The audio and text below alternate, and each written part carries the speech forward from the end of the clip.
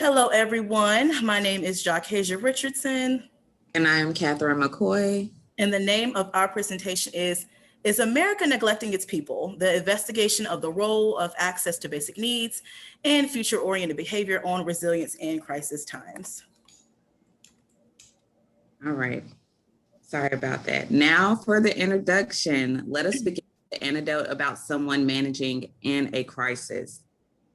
Michael is an EMT and has been for 5 years. Since becoming an EMT, he and his wife have bought a home and started a family. But COVID-19 came along and shook their entire household by taking away time that Michael would have otherwise spent with his wife and kids and placing them in danger of losing their home and car. His wife also now assumes the role of sole caretaker and is no longer working. Furthermore, Michael has been working longer shifts, sometimes up to 24 hours, and has been exposed to COVID-19 multiple times in his line of work. He is now considering if he will be able to sustain working under those conditions and what that means for his family if he can't. So like many others, Michael and his family are facing dealing with life with the pandemic on top, meaning tough decisions around safety, security, housing, financial stability, and the future. This brings our attention to the topic as to why it is important and the scope of the problem. So crisis can come up whether we expect it to or not. It's a part of life. In our lifetime, we've experienced national crises such as 9/11, the 2007 and 2008 financial crisis, and COVID-19. That does not include any localized disasters like Flint, Michigan's water crisis, the ice storm in Texas this past fall, or hurricanes. So during times of peace, our fellow community members who are vulnerable are at risk. And during times of crisis, these populations need our support even more. The underlying idea is that by ensuring these vulnerable communities have their needs met and measures are implemented for preparedness, they'll be better equipped to handle unforeseen events in the future. Absolutely. So next we will start with the literature review. So we believed it was important to highlight Maslow's hierarchy of needs. So basically he is saying that basic needs, meaning food, water, warmth, rest, security, and safety are at the foundation. Next, psychological needs. Do you feel that you belong? How are your intimate relationships, your friends? Do you feel accomplished? And so in knowing this, the United States has not done extensive research on all of basic needs. So food, water, warmth, rest against resilience. They've looked at food and resilience. They've looked at water and resilience, but they have not done a cohesive study on the impact of all basic needs and resilience. But interestingly, other countries have done this research extensively in Costa Rica, Dominican Republic, and other countries.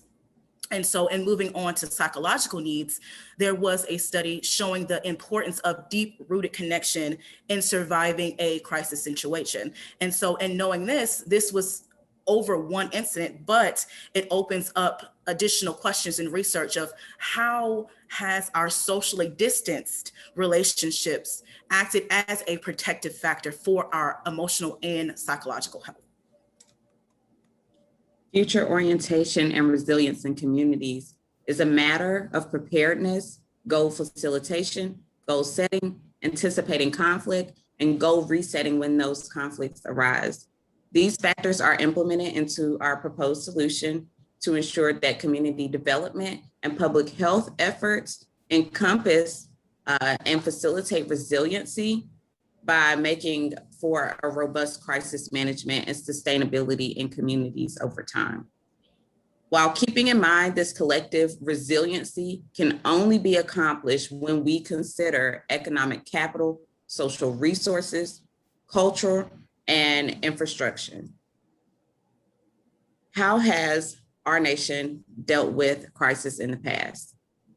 Our nation has dealt with several other crises by responding with holistic initiatives like the New Deal, the Economic Stimulus Act of 2008, and the American Recovery Reinvestment Act of 2009. Just to name a few, all of these particular initiatives include several layers to address a multitude of issues, from unemployment to economic crisis and a need for infrastructure, whether that be highways or better energy. So all of these initiatives were great.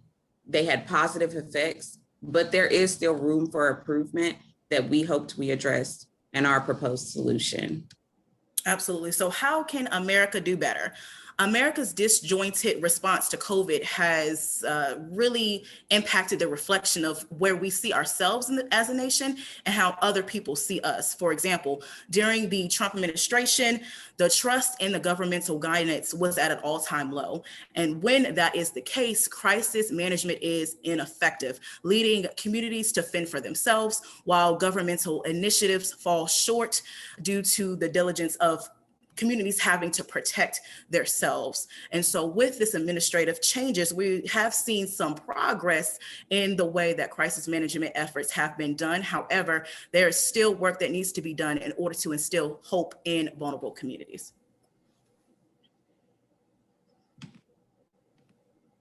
And so next, we will look at the theoretical framework. We chose Snyder's Hope Theoretical Framework and Theory.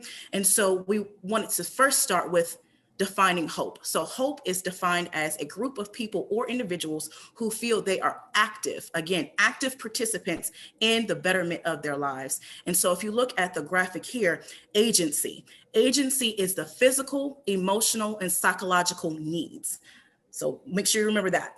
Pathways, that is the avenue to which they are going to get to their goal. So if you look at a highway, you're trying to get to the McDonald's over here, you got to take the street or the avenue to get there if that is your goal. So for us, our goal is to ensure that our people are safe, getting their needs met, and we are changing the policies in the HERO Act to make sure we are protecting vulnerable populations. And so without the agency, the basic needs, physical, emotional, and psychological needs, this can't move. And so in the way that America is saying, pull yourself up by your bootstraps, you can't pull yourself up by your bootstraps if you don't have a strap or a boot to do it. And so that is why it's important for us to instill the agency in order to move the rest of the cycle along.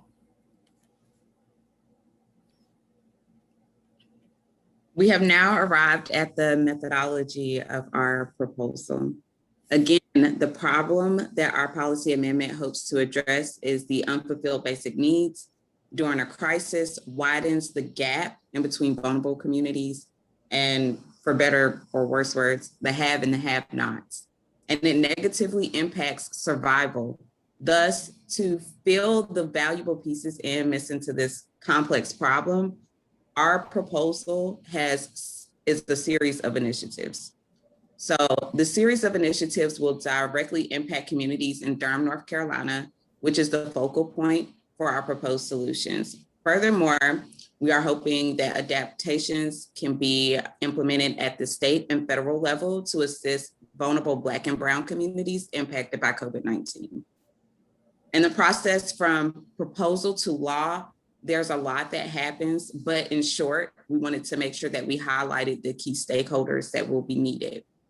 Those people or groups include community members, public representatives, nonprofits, and public agencies. They will be needed for consensus, and they will be needed as well for feedback as far as evaluation to inform changes that need to happen in the policy amendment itself, and to support the amendment and implement it within communities and across agencies. The series of initiatives we proposed include the following: a reoccurring stimulus, increasing employment in food and nutrition and emergency food assistance programs, implementing more robust housing protections, and the creation of a community crisis response committee in Durham, North Carolina. To briefly highlight two modifications for the HEROES Act, we'll talk about the increased employment in food and nutrition and the emergency food assistance programs, which are food banks. Because policies need manpower, individuals need to be employed in these agencies to make sure that when our community members are reaching out for food and need food, that they're able to get it and get the help that they need in a timely manner. By doing this, we are acknowledging that people and families who are hungry today are in need of food today and not next month. Another modification we selected to highlight is the creation of the Community Crisis Response Committee in Durham. The idea behind this committee is that a group of professionals and paraprofessionals, such as elected community advocates, mental health professionals, and housing counselors, can relay information from the community to government officials in real time about the needs of the community, and relay information from the government back to the community about public health and safety guidelines. As far as the mental health professionals and housing counselors, their role will be to address the concerns and needs around emotional and physical safety, which are very important. Yes, thank you so much. Now, in conclusion, the implications of our proposal are to have a direct impact on policy advocates and those in the community. We urge you to be aware of the policies and how they impact or fall short of the people we are caring about. And so, in the shortcomings of the HEROES Act, it's important that we are doing better to increase the local, state, and federal level. These implications look at future research, evaluation, and regional and national governmental initiatives. So because of your awareness, there will be a highlight of the issues within these policies. Because of your action, we are able to evaluate the problem, get these policies on, and amend policies that are not helping these vulnerable communities. And because of your support, Michael can and will be able to stay with his family, his home that he worked so hard for, and not have to work those 24-hour shifts. And lastly, he will be hopeful that not only his future, but the future of his descendants will be okay when crisis arises. Thank you so much, guys. Thank you very much. Let's give Jahkazia and Katherine a big hand.